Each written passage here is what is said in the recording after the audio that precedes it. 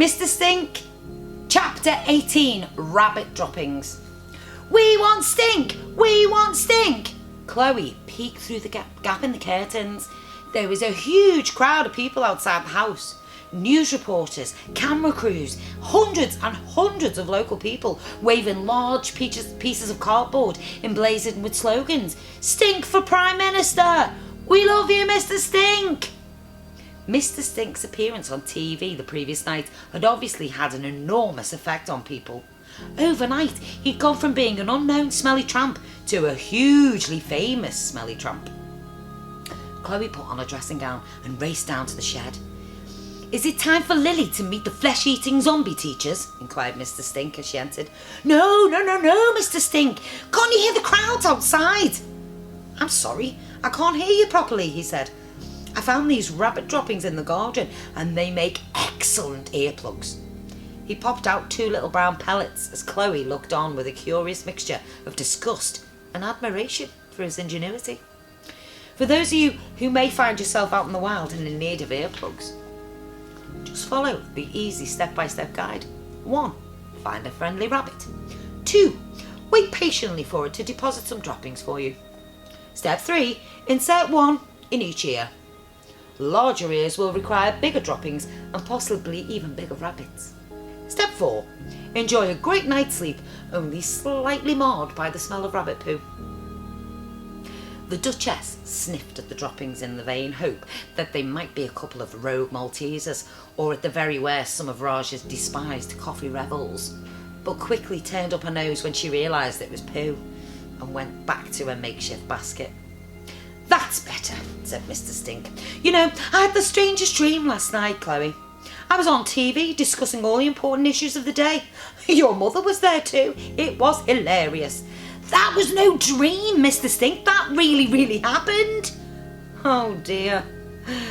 Maybe it wasn't so funny after all. It was hilarious, Mr. Stink. You were the star of the show, and now there's hundreds of people camped outside the house. What on earth do they want, child? You, said Chloe. They want to interview you, I think, and some people even want you to be the Prime Minister. The crowd was getting louder and louder. We want Stink! We want Stink! We want Stink! Oh my word! Yes, I can hear them. They want me as Prime Minister, you say? I must remember to appear on television more often. Maybe I can be the next king too. You better get up, Mr. Stink, now. Yes, of course, Miss Chloe, right. I want to look smart for my fans. He bumbled around the shed, sniffing his clothes and grimacing. Even he thinks they're smelly, thought Chloe.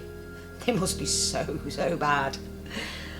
I could put some clothes on a quick wash and dry for you, she said hopefully. No, thank you, my dear. I don't think washing machines are hygienic. I'll just get the Duchess to chew on some of the particularly nasty stains. He dug through a pile of his clothes and pulled out a pair of spectacularly dirt-encrusted brown trousers. Whether they'd been brown when they started their life was now anyone's guess. He passed them to the Duchess, who began her task of reluctantly dry cleaning and started munching on the stains. Chloe cleared her throat. Mr. Stink, you said on the TV how every homeless person has a different story to tell. Well, can you tell me your story? I mean, why did you end up on the streets? Well, what do you think, my dear? I don't know. I've got a million theories. Maybe you were abandoned in the forest as a baby and raised by a pack of wolves? No. Or, I reckon you were a world-famous rock star who faked your own death as you couldn't handle all the adulation. I wish I was. All right then. You were a top scientist who invented the most powerful bomb in the world and then, realising its dangers, went on the run from the military. Well, those are very imaginative guesses, he said. But I'm very sorry. None of them are right. You're not even close, I'm afraid. I thought not. I will tell you when the time is right, Chloe. Promise? I promise. Now please, give me a few moments. I must get ready to meet my public.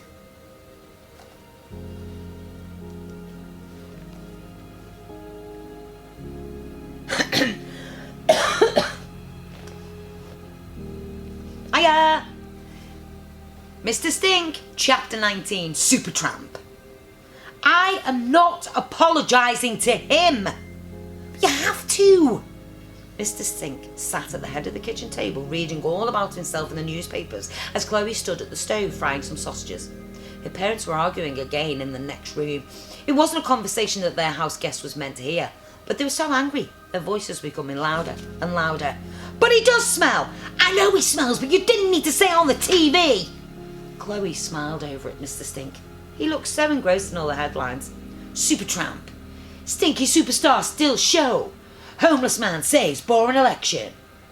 Then he appeared not to be even listening. Or maybe he put a rabbit droppings back in.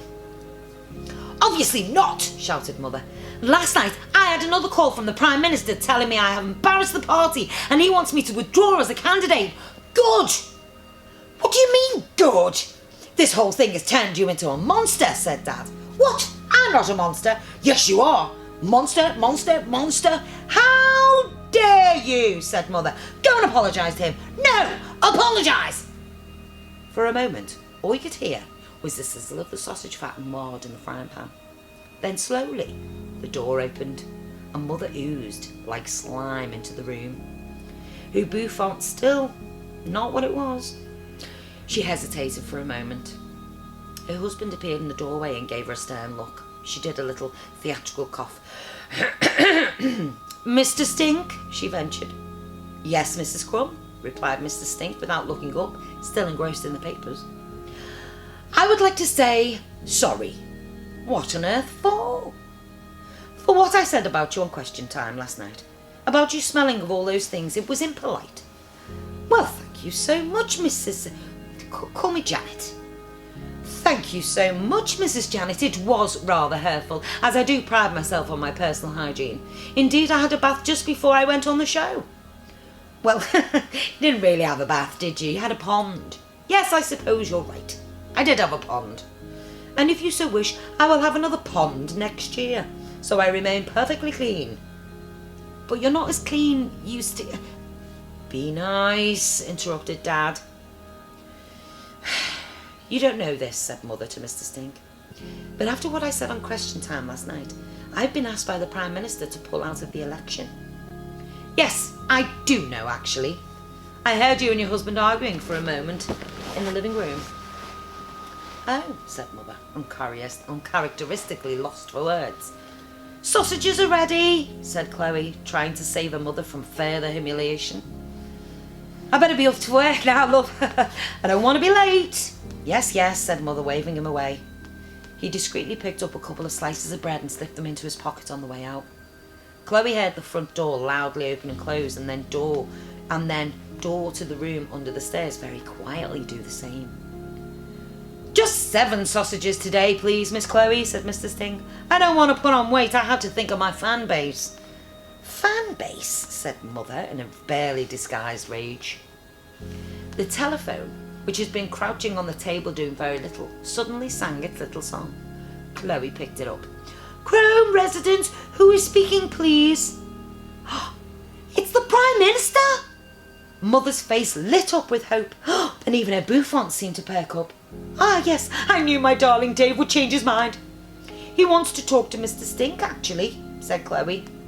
Mother's smile turned upside down. Mr. Stink picked up the receiver. Stink here? Yes? Yes? Oh yes.